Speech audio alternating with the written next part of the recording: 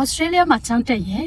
ပတ်စံချောင်းကြည့်ခြင်းတဲ့ကျောင်းသားတိုင်းဒီဗီဒီယိုကိုသေချာကြည့်စေချင်ပါတယ်။10မိနစ်အတွင်းမှာကိုယ်ပိုင်စီးပွားရေးစလုပ်ဖို့အတွက်အဆင့်3ဆင့်ကိုပြောပြပေးသွားမယ်နော်။အဆင့်1ဘာလို့ရမလဲဆုံးဖြတ်ပါ။ပထမအဆင့်ကကိုဘာလုပ်နိုင်လဲဆိုတာကိုဆုံးဖြတ်ပါ။ပညာသင်ကြားရေးမှာဆိုရင်ကိုတက်တဲ့ဘာသာရပ်ကို tutoring ပေးတာမြန်မာစာသင်ပေးတာအကယ်၍ကိုကတက္ကသိုလ်အလုပ်ကိုလုပ်ချင်တယ်ဆိုရင် student ambassador လို့မျိုးမှာလုပ်တာစာကြည့်တိုက်အခုလိုမျိုးမှာအလုပ်လုပ်တာကိုရှောက်တာဝန်ဆောင်မှုလုပ်ငန်းတွေ graphic design ဓာတ်ပုံရိုက်တာဒီမုတ်လုပ်ပြီးရောင်းတဲ့ဟာတွေလိုမျိုးအဆင့်နဲ့တရားဝင်ဖြစ်အောင်လုပ်ပါဒုတိယအဆင့်ကတော့ကိုယ့်ရဲ့လုပ်ငန်းကိုတရားဝင်ဖြစ်ဖို့ပါ visa စည်းကမ်းချက်ကိုသေချာစစ်ပါတစ်ပတ်ကိုနိုင်ရီအကန့်အသတ်ရှိပါတယ်ရေဘူးအားဖြင့်ចောင်းသားတစ်ယောက်အနေနဲ့တစ်ပတ်ကို24နာရီအချိန်ပိုင်းလုပ်ခွင့်ရှိပါတယ်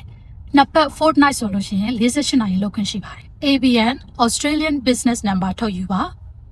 business.gov.au မှာ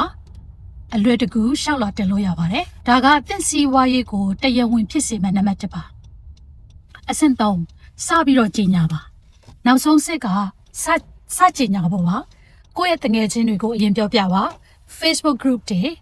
University notice board တွေမှာကြီးညာပါပထမဦးဆုံးဖောက်တယ်တွေရဖို့ပဲဆက်ချင်းဦးတည်ပါ